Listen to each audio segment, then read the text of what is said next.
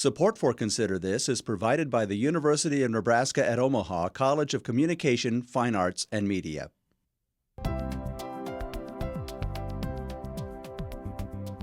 Consider This, a program of issues and information behind today's news.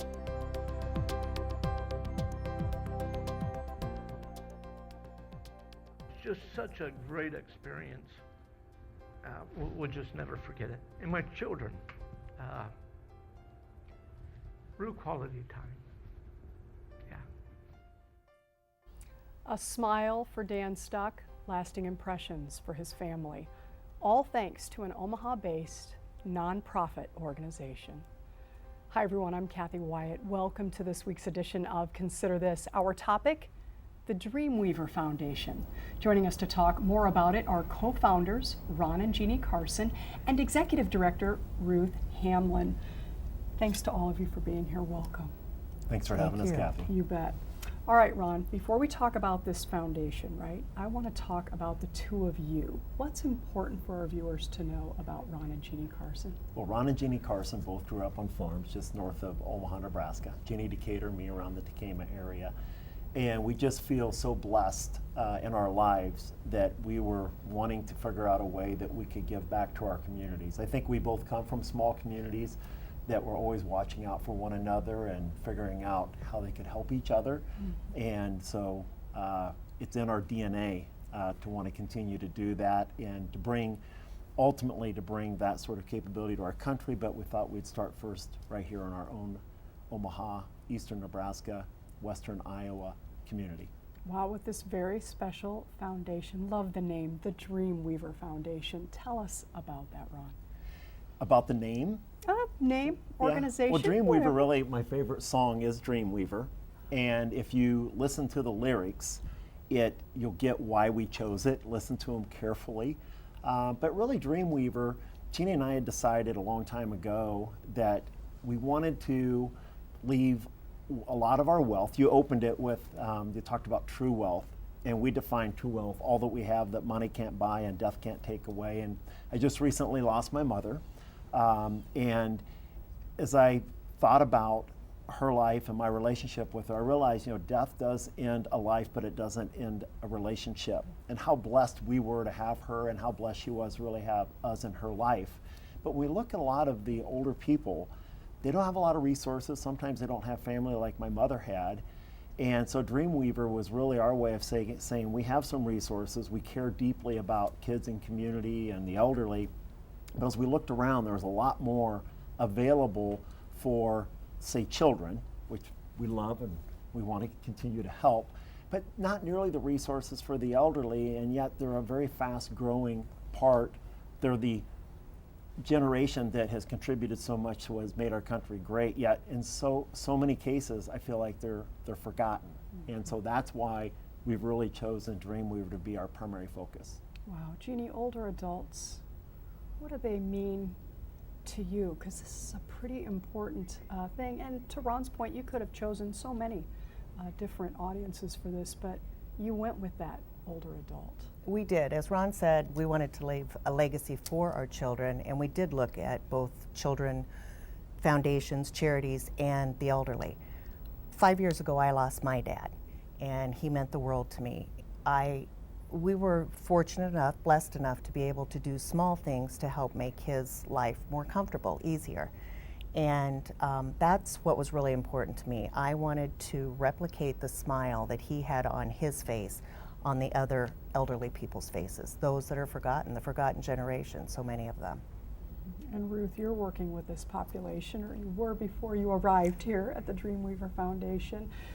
How were you introduced to Ron and Jeannie in the organization?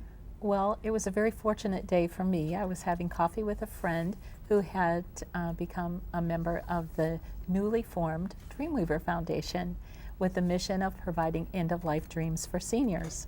And her knowing that I have been actively involved in senior work for many years said, "Do you know anyone that would qualify for a dream?" So I nominated actually the first dreamer. Was a couple, Warren and Janine Benson, And it was amazing, an amazing experience for them. And I knew from the moment that I saw how Ron and Jeannie and the other board members embraced them. Now I'm going to cry. But how they embraced them and the wonderful experience they had, that this was something that I wanted to be a part of. Wow, tell us about their dream. What was it that they wanted? Well, as we find with so many of our seniors, you know, you think, well, gosh, what is your lifelong dream? Oh, I want to go to Hawaii. I want to, you know, do this great trip. But what we find is they want a date. They want to spend some time together, special time. Warren and Janine, that was their dream. They had not been out together for like 20 years. 20 Yeah. years. They were caregivers for her parents and his mother. They had sacrificed everything. Janine has MS and Warren has a sleep disorder. And once their parents were gone, they thought maybe this was going to be a time that they would be able to enjoy life. And unfortunately, Janine took a very difficult fall.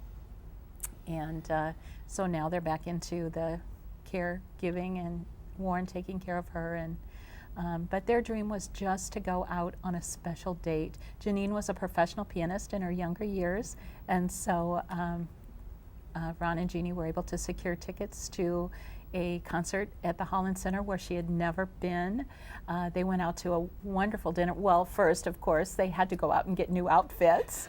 Well, that was really fun to do. I took Warren to get a suit, and it was hard even to have him really want to spend the money for. He goes, I've never had a new suit before. And so getting him a suit and a tie and shoes, and it was really just in doing that was so rewarding for me personally.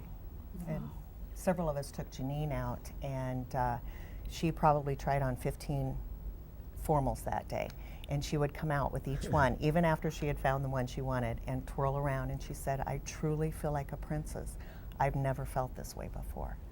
So I just have to say it, you know, having met the two of you, I love that you started this to give back, that you chose this population, and it's sounding like that you are extremely involved in the day-to-day, and you have other things in your lives that are keeping you busy as well, but that you've made this a true priority, right? it really is. It's very important to us. Our board is a working board, Yes. and Ron and I both want to be involved in the dreams. We don't want to hand them on to somebody else. We want to be there, and because it's just so rewarding. A lot of tears, A lot of I tears. would imagine. but it is a wonderful thing to be a part of. It's been such a return on psyche, I guess, is a way to explain why you do these things. I mean, we appear to be very generous, and I think we are generous, but I think we get so much more than we give, and it really makes you feel just wonderful. I have one of my favorite sayings: you haven't lived until you do something nice for someone who never expected it.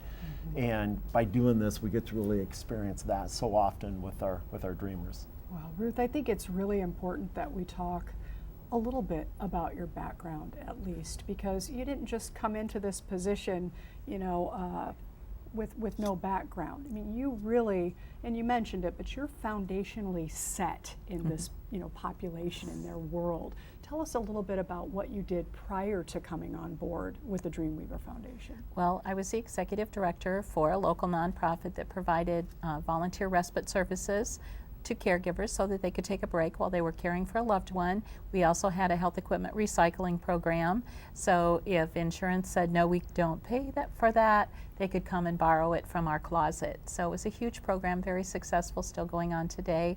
I was a consultant and trainer for the Robert Wood Johnson Foundation, which is Johnson & Johnson Band-Aids, and they're the largest healthcare philanthropists in America. And my role with them was to literally go around the country and help set up nonprofits who would provide interfaith volunteer caregiving. So I did that for several years and did conference speaking and training and stuff like that through the Presbyterian Church on older adult ministries and how to care for older adults through the congregational setting. And then through the course of that, became involved with a program called Powerful Tools for Caregivers, which is a program of Stanford University, and I'm licensed as a master trainer for that program. So I teach it to caregivers, but also teach others to facilitate the program throughout this, actually throughout the country. I've trained all over the United States. So yes, my expertise, I would say, is in caregiving. I love caregivers, and I've seen so many of them struggle as they're trying to manage their own lives, their families, and still take care of someone that they love. And oftentimes they'll sacrifice their own health in the process of doing that. And my mission is to come alongside of them and say, there are resources out there, and there are people that can help you and that care, and you have to take time for yourself. And so that's kind of what I've done, and what I love about this organization is it's not another social service agency, if you will. It's that outside of the box, creating something special for someone who would never be able to do that. There are wonderful programs out there for different diseases, to educate people on, finances or healthcare issues, whatever, but very few things that just come along beside somebody and say, if you could do anything, what would you like to do? And let me help you make that happen. And it's amazing. And people are at first oftentimes suspicious. Well, what's this going to cost me? This can't be real. Who would do this? And I've yet to find one that once they've met Ron and Jeannie are just not absolutely in love, not only with them, but with the program. Wow. So Wow. I just hear the most amazing things, and the thank yous are just beyond anything you can imagine. Proof that everything happens for a reason, right? You fell into the right place at the right time. They're blessed to have you. I am blessed. So, how many dreams to date, Ruth, are we talking here? We've done about 25 dreams so far, and we expect to do that many this year. So that's, beginning kind of building infrastructure, getting people in place, getting processes in place. And we actually have a dream going on that was supposed to happen tomorrow night that's pretty exciting. We got wind of a 78-year-old amputee who, ever since he was a child, dreamt of going up in a hot air balloon. And so we have found a company out of Indianola, Iowa, that actually has a handicap accessible hot air balloon. And there's not very many of these around, right, Ruth? No, there are not. And the only reason that this person, he actually builds hot air balloons, the only reason that he has one is his friend his friend's daughter has MS, and they wanted to be able to take her up for balloon rides, and so they built this hot air balloon, and he goes around and uses it for that purpose. So we contracted with him, and we're going to do a tethered lift, but not just for Harold. We're also including 14 of his friends, and so we'll have a large number of elderly, many in wheelchairs that will be able to experience this. So just things like that are just outside the box.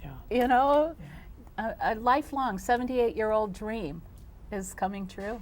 And you guys will be there to witness that. Yeah. That's so cool. Yeah, Jeannie, that's cool. we open with Dan Stock, right? Yes. How does he fit into all of this? Tell us about him and about his dream.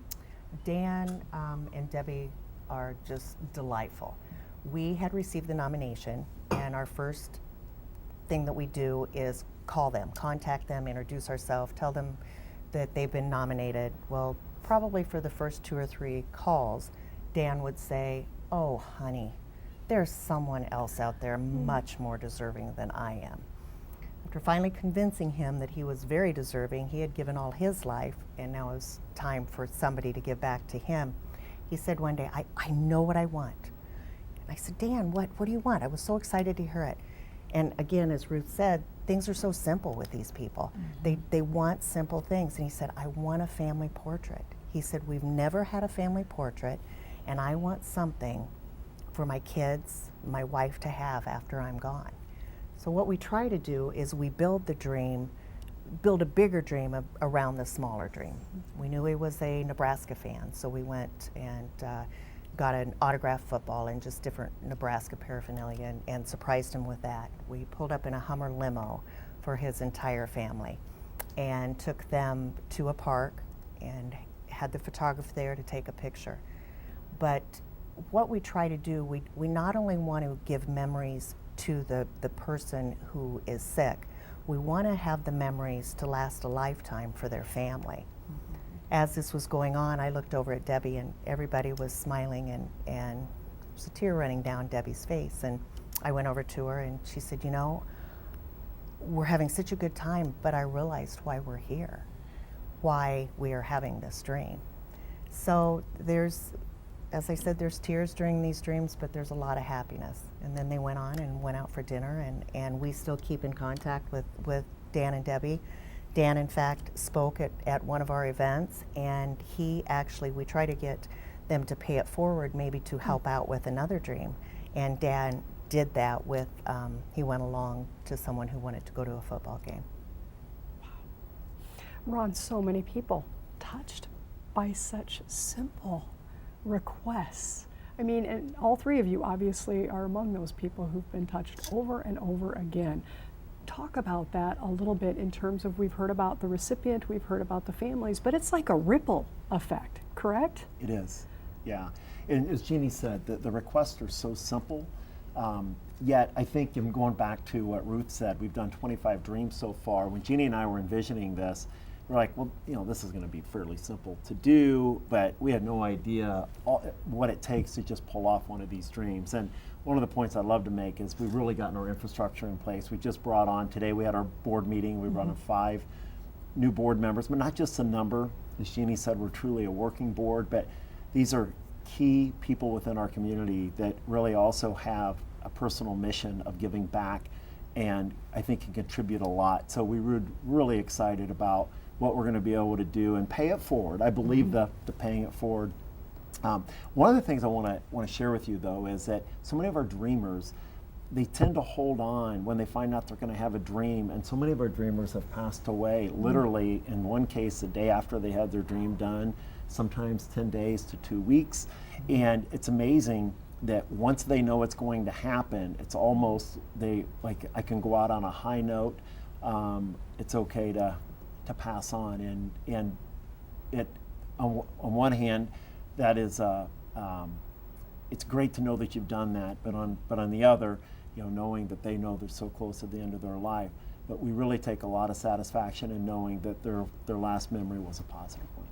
So, Jeannie, I'm listening and I'm thinking there are elements that we don't really think about that we're going to need to deal with. You know, we're bringing this piece of joy into their world, but like Dan's wife said, I'm realizing why you've done that, right? Is there anything that you've had to go through to be able, I guess, to cope with that side of it, right? Because the joy is there, but then you know that there's going to be, I mean, have you found that you're having to find some outlets to plug into so that you're able to cope? Or? I think it is. It's very hard to lose these dreamers and to see them go through what they're doing. But I think you see the joy that they have in going through this, and not that it's easy on you when you lose them, but it does make it a little bit easier to let them go. And I think we've had family members come back to us and tell us, you have no idea what that dream did for my dad or my grandpa, or so I think that really helps us out. But it is tough. It is, as Ron said, we had one dreamer, he wanted to have his granddaughter and great-grandchild come back. They were from Arkansas, I believe, and they came back. He held the baby on a Friday and he passed away on a Saturday. Which was Christmas Day, right? Right before, yeah. Right And his before. wife called in and said that he had passed, and there was a pause, and she said, but he died having fulfilled his only dream. Oh. So. Qualifying. I'm sure we have viewers who are watching and thinking, okay, so how do people qualify, Jeannie? So we have a couple of graphics that we're going to put up. If you could please walk us through Sure. what we need to know here. What the people need to do, or people that are nominating our dreamers, go to our website, www.thedreamweaverfoundation.org. A person needs to be 55 years or older. They need to be diagnosed with a terminal illness that is confirmed by a physician. They need to be a legal resident or citizen of the United States and a current resident of eastern Nebraska area. Okay. They need to be able to obtain approval from their primary care physician, so we know that they are able to fulfill the dream. They need to be able to, unable to fulfill their dream on their own or through a family member financially. And they need to be able to experience the dream themselves. Nomination process then, because especially after programs like this, I'm sure you're going to get additional. So how is it, and we've talked about the board, and we're even going to put their photo up in just a few minutes, but how do you, the stuff comes in, and how do you wade through all of that to try to decide, Ruth? That's Ruth. That's my job. Is that your job? How do you do that? Well, some of them are obviously not qualified, and then we try to communicate with them the reasons why they're not old enough, or whatever the situation might be in that respect. So that eliminates some, and then we start reaching out to them, just calling them, talking to them. That initial conversation of introduction, and this is who we are, and this is, you were nominated, and can we just talk? And then I generally go and meet with them. We of course have some paperwork that needs to be filled out. We talk about what they might like to do for a dream, and at this point it's just kind of planting seeds and giving them some ideas. We have some handouts of other dreams that have been completed to just give them some ideas, because like Dan, so many of them are just like, oh honey, give it to somebody else, or somebody else that deserves it more. And the example that Ron gave of the gentleman that we brought the granddaughter and great grandson to see him, I mean, he was on a mission to go there. That was all they wanted, was gas money to go and see this new baby, first great grandchild, and it wasn't possible for that to happen. He wasn't physically, so I had to kind of sit and talk with him a little bit about, what if you're in the middle of Kansas and your car breaks down, things like that, and kind of help him realize and accept, okay, maybe I can't go. Then maybe we could bring them here. And so then we kind of started shifting gears. So a lot of that negotiating goes on. And then once we've kind of decided, what maybe that would be a good dream for them, and usually there's more than one option, then we ask our board members who would like to champion this dream. And usually one or two of them will take that on. And then we try to recruit volunteers who will come. And by the way, we're having a volunteer training on June 18th. So if anyone out there in your audience is listening and thinks, wow, I want to be a part of that, they can send an email through our website. We have our volunteer application on there. And we would love to recruit some more volunteers, because the more people we have, obviously, the more dreams we can fulfill. And maybe perhaps in a good way, the more challenging the board's role becomes, which is a good segue. I want to put their photo up so that our viewers can actually see who these people are who are working so tirelessly behind the scenes to make sure that all of this happens. And either one of you can speak again to that photo if you'd like, or tell us briefly what these people mean to you, right? We are very fortunate. We have a wonderful board, and they are a working board. And we do take it very seriously who we want to join us. We put them through an interview process. And once they are interviewed and we think that they are moving or want the same mission that we do, bring them to the board and vote on them. So it's not just someone saying, I want to be on your board.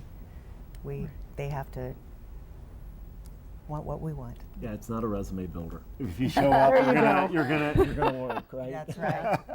And I think that's what my dad was asking me today. He said, well, don't you have too many board members? And I said, no, not at all, because everybody has a specific role.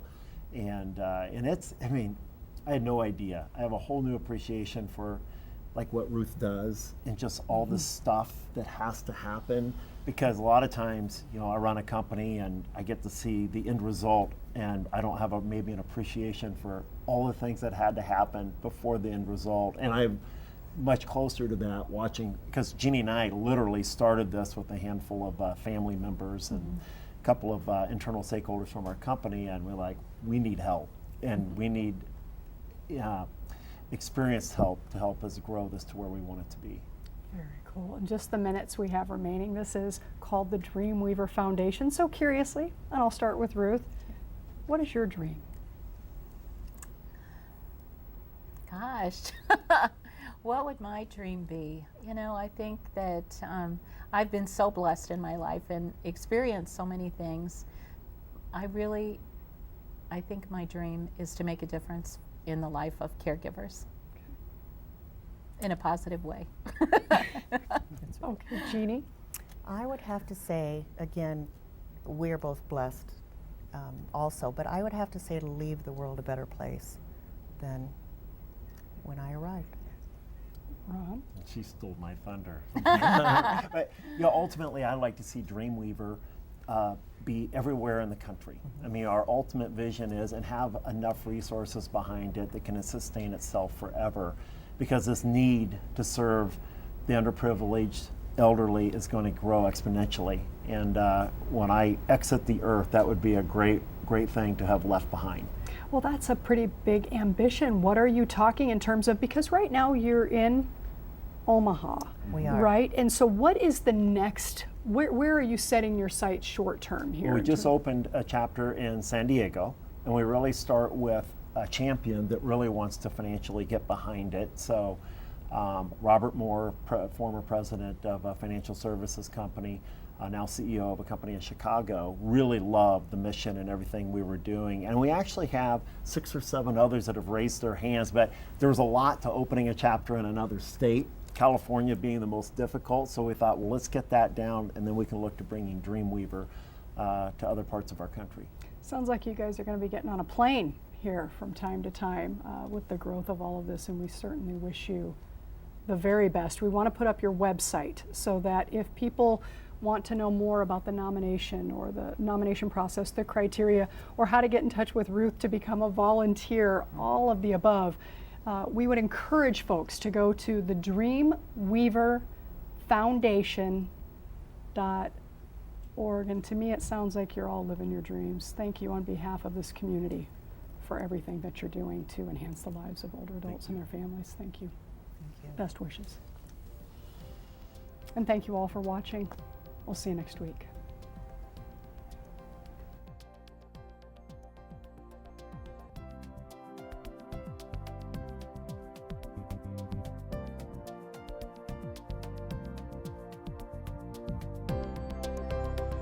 Consider This is an issues and information program produced by UNO Television.